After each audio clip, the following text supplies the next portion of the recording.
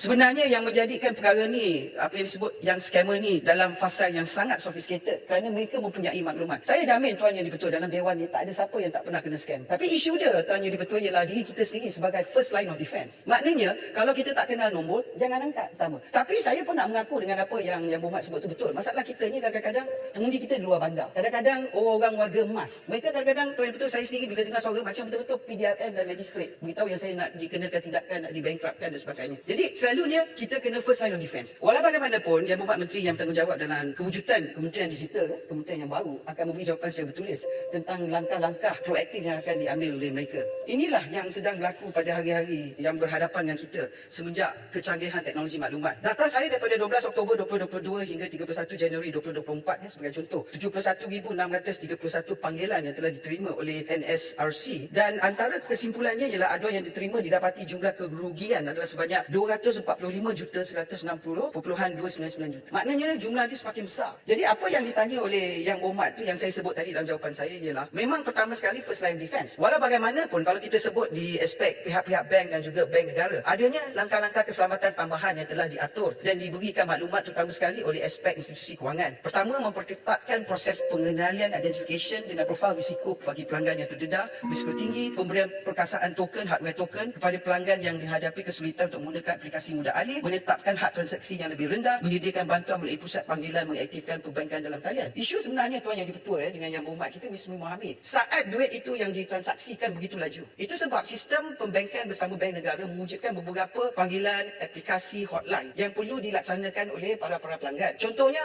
dalam e-dagang ataupun e-commerce, PDRM mempunyai portal semak mil, iaitu nombor-nombor kita order A dapat B. Kadang-kadang dia beli barang, katakan bulan puasa kurma macam-macam dia order harga RM1 dengan begitu hebat dia pun order lah RM1,000, tiba-tiba akaun tu tak wujud. Semak mil sebagai contoh di bawah PDRM boleh membuatkan satu siasatan sama ada akaun tu wujud ataupun tidak. Sebagai contoh. Kemudian senarai amaran penggunaan kewangan, Financial Consumer Alert List. Kemudian Investment Alert List dan kemudian status syarikat jualan langsung dan sebagainya. Tapi di sini Tuan Yang Di-Pertua, saya telah membincangkan dengan semua agensi bahawa sudah tiba masanya bahawa agensi itu semua berkumpul di Parlimen, memberi satu taklimat khas kepada semua ahli Parlimen, pihak kerajaan dan pihak pembangkang memaklumkan apa yang ada di luar sana. Sebab Tuan Yang Di-Pertua, saya sendiri kan dengan izin, saya tengok dokumen yang dia nak minta kita isi. Saya ni sebagai orang yang pakai cermin mata pun taklah teruk sangat. Saya baca pun saya tak faham. Macam mana rakyat di luar sana yang tak ada satu akses kepada internet nak buka, nak buat laporan. Kedua ni nak memahami apa yang perlu dilapor. Itu yang sebabnya mereka mengambil kesempatan. Jadi saya telah mencadangkan pada mereka bahawa adakah satu sesi dengan ahli Parlimen. Kita terangkan apa yang ada di luar sana dengan semua agensi. Jadi sekurang-kurangnya ahli Parlimen kedua-dua pihak boleh membawa maklumat ini bersama agensi yang bertanggungjawab membuat roadshow di kawasan masing-masing. Sekurang-kurangnya mengurangkan penipuan semasa kita nak mewujudkan undang. Tapi Tuan Yang Di-Pertua, undang-undang hebat mana sekalipun, first line of defense adalah diri kita. Saya nak minta maaf antara masalah paling hebat bagi generasi yang lebih umur ialah love scam. Saya tak tahu Yang Berhormat faham love scam tu apa. Maknanya orang ajak dating